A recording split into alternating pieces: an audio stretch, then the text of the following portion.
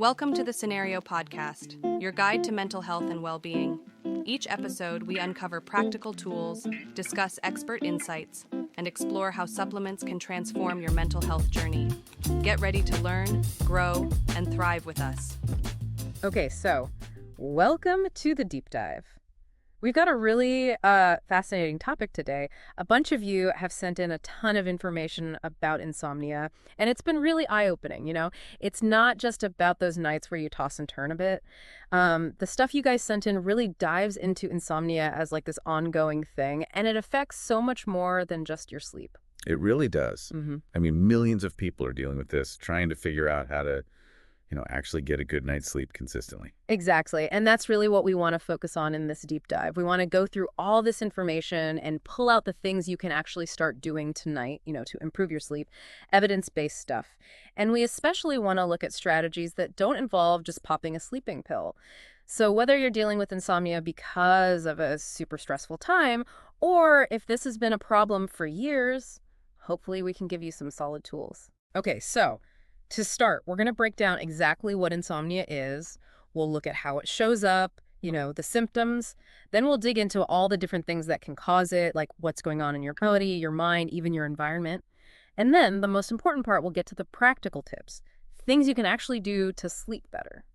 All right, so first things first, what exactly are we talking about when we say insomnia? Well, it's all about difficulty sleeping, right? But the thing is, it's not just about lying in bed for hours, unable to fall asleep, although that is a huge part of it for a lot of people.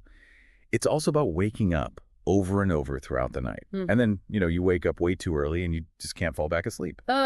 Yeah, I hate those mornings where it feels like you barely slept at all. Exactly. Now, the material you sent in also talks about two different types of insomnia, right?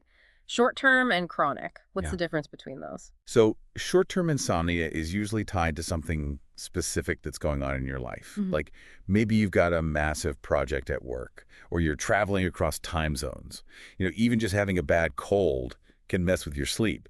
Usually once that thing is over, your sleep goes back to normal. It's just a temporary blip. It's like a temporary sleep disruption. Yeah, exactly. But then there's chronic insomnia. That sounds a lot more serious. It is. Chronic insomnia isn't just about having trouble sleeping. It's about how often it happens and for how long. So if you're having sleep problems at least 3 nights a week for 3 months or longer, that's when it's considered chronic. And a bunch of different things can contribute to both short-term and chronic insomnia. Things like anxiety, depression, bad sleep habits, medical conditions, even like how much caffeine you drink. So it's not always just one thing, right? It can be a lot of different factors. Right. Okay, so beyond just not sleeping, how else does insomnia affect people? Like, what are some of the signs that it's becoming a bigger problem? Well, obviously you're going to be tired during the day. Yeah. But it's more than that. Even if you've technically spent enough time in bed, you wake up feeling like you got hit by a truck, you're exhausted, you can't focus, your mood is all over the place, you're irritable, maybe even feeling anxious or depressed. You can't remember things. Like, your brain just feels foggy. Yeah, that brain fog is the worst. It is. And then a lot of people start relying on caffeine just to get through the day, which, ironically, makes it even harder to sleep at night. It's like a vicious cycle. It is. Oh, and then there's this thing where you start to get anxious about going to bed. Like, you dread it because you're not going to sleep. Oh, yeah, I know that feeling. Like, my bed becomes this place I associate with stress and frustration. Exactly. Okay, so we've got a better sense now of what insomnia is and how it can show up. Let's talk about what causes it.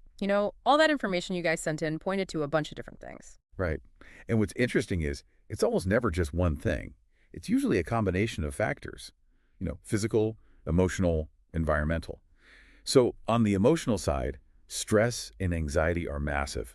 Think about all those daily pressures, work deadlines, money worries, relationship stuff. All of that keeps your mind racing, making it super hard to switch off at night. And then there's depression and other mental health conditions. Those are strongly linked to sleep problems too. And then there are all these like sneaky bad sleep habits we develop. We might not even realize they're sabotaging our sleep. Like what? Like going to bed and waking up at totally different times every day, especially between weekdays and weekends. That messes with your body's natural clock, which is called the circadian rhythm. And then there's the whole screen time thing. Especially right before bed, that blue light from your phone or tablet messes with your melatonin production. Melatonin is the hormone that tells your body it's time to sleep. Yeah, I'm definitely guilty of the late night scroll. Yeah, we all are. And also not having like a calming routine before bed. If you're still all wired up from work or whatever, your mind and body just haven't had a chance to wind down. Okay, that makes sense. So what about the physical stuff? What kind of physical things can cause insomnia? So many things. If you've got chronic pain from, say, arthritis or an old injury, it can be really tough to get comfortable and stay asleep. And then there are breathing problems like asthma and sleep apnea, which disrupts your breathing all night long. And things like acid reflux, digestive issues can wake you up because you're uncomfortable. Oh, and neurological conditions can affect sleep too. And hormones, right, huge one, like during menopause or if you have thyroid problems. And then, of course, there's what we put into our bodies, like alcohol, nicotine, and caffeine.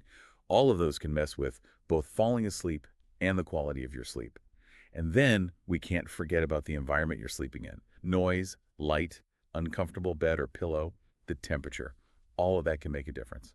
And one last thing, some medications can actually cause insomnia as a side effect, so it's always worth checking with your doctor about that. So it's like this whole web of things, right? It is, yeah.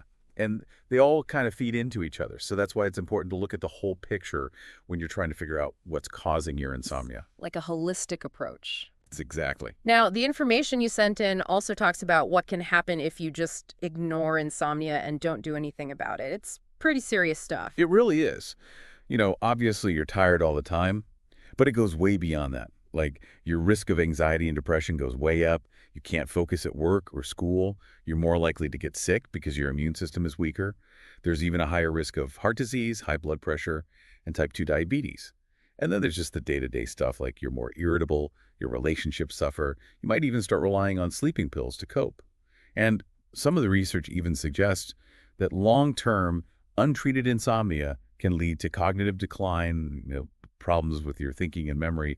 It's scary stuff. Yeah, it really emphasizes how important it is to actually do something about it. Absolutely. You can't just tough it out. Okay, so we've covered what insomnia is, what causes it, and why it's important to take it seriously. Now let's get to the good stuff. What can we actually do to sleep better? There are tons of tips and all the stuff you guys sent in. Where should someone start?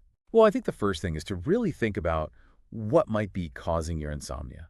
Like, get really honest with yourself. Are you stressed out, anxious, depressed? Are you drinking coffee right before bed? Are you scrolling through your phone in bed? Is something physically uncomfortable? And a really helpful tool is to actually keep a sleep journal. Track when you go to bed, when you wake up, what you eat and drink, your mood, how well you slept. Do that for a week or two and you might start to see some patterns. Like become a sleep detective. Exactly. So, sleep journal, step 1. What's next? So once you have an idea of what might be triggering your insomnia, you can start focusing on resetting your sleep schedule. Like we were talking about before, our bodies have this natural clock, the circadian rhythm, and it thrives on consistency. So going to bed and waking up at roughly the same time every day, even on weekends, is huge. And try to avoid napping in the afternoon. I know it's tempting, but it can mess with your sleep later. Getting some sunlight first thing in the morning can help reset your clock too. And be patient. You need to stick with this consistent schedule for at least a couple of weeks for your body to adjust. So even on those Saturday mornings when all you want to do is sleep in? Yep, consistency is key. Got it. Okay, what about the environment you sleep in? I know some people swear they sleep better in hotels. The environment you sleep in is huge. If your bedroom is messy, noisy, bright, it's going to be really tough to relax. Yeah. So you want to create a space that's just for sleep. Make sure it's cool, dark, and quiet. Invest in blackout curtains if you need to. A white noise machine or earplugs can help with noise. And a comfortable mattress and pillows are essential. Oh, and this is a big one. Get all the electronics out of your bedroom. No TV, no laptop, no phone. You want your brain to associate your bedroom with sleep, not with work or entertainment. Bedroom equals sleep zone. Exactly. Okay, what about what we eat and drink? Does that affect sleep? Huge impact, like caffeine.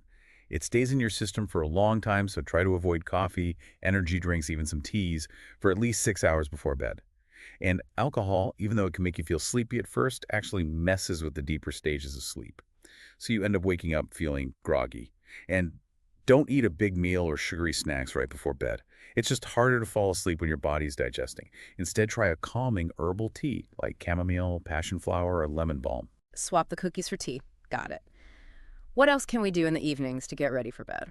Having a relaxing bedtime routine is so important. Our bodies and brains love routine. They crave it.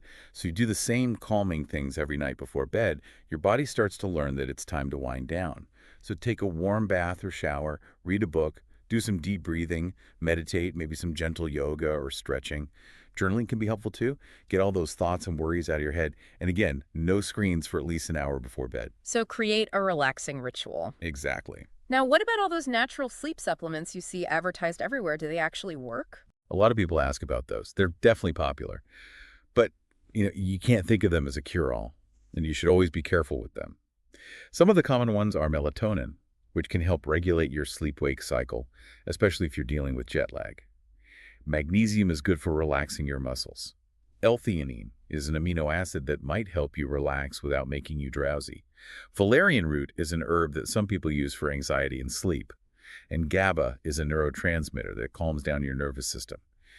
But, and this is important, always talk to your doctor before you start taking any new supplements. So supplements aren't a magic bullet, and it's crucial to get professional advice. Exactly. Okay, you also mentioned something called cognitive behavioral therapy for insomnia, or CBT-I. That sounds pretty intense. It is a more structured approach, but it's also considered one of the most effective treatments for chronic insomnia. And, unlike sleeping pills, which just mask the symptoms, CBT-I actually helps you change the thoughts, behaviors, and emotions that are contributing to your sleep problems. There are a few different techniques they use, like sleep restriction therapy, where you actually limit your time in bed at first to match how much you're actually sleeping. It sounds weird, but it can actually improve your sleep efficiency. Then there's stimulus control therapy, which is all about making your bed a place you only associate with sleep. So you only go to bed when you're tired, and you get out of bed if you can't fall asleep. And then there's mindfulness and relaxation techniques, and also working on challenging those negative thoughts you might have about sleep, like thinking you'll never sleep again. And what's great about CBT-I is that studies have shown it's more effective and safer in the long run than just taking sleeping pills. So it gets to the root of the problem. Another tip I thought was interesting was the one about not looking at the clock in the middle of the night. I know I do that all the time, and it just makes me more anxious. Oh yeah, we've all been there. Checking the clock just adds to the pressure to fall back asleep, which ironically makes it harder. So yeah, just turn your clock around or even put it away. And if you're lying awake for like 20 or 30 minutes, get out of bed and do something relaxing in another room. Read a book, listen to calm music, just avoid screens. This can help break that association between your bed and being awake. And also just try to let go of the idea that you have to have perfect sleep every single night.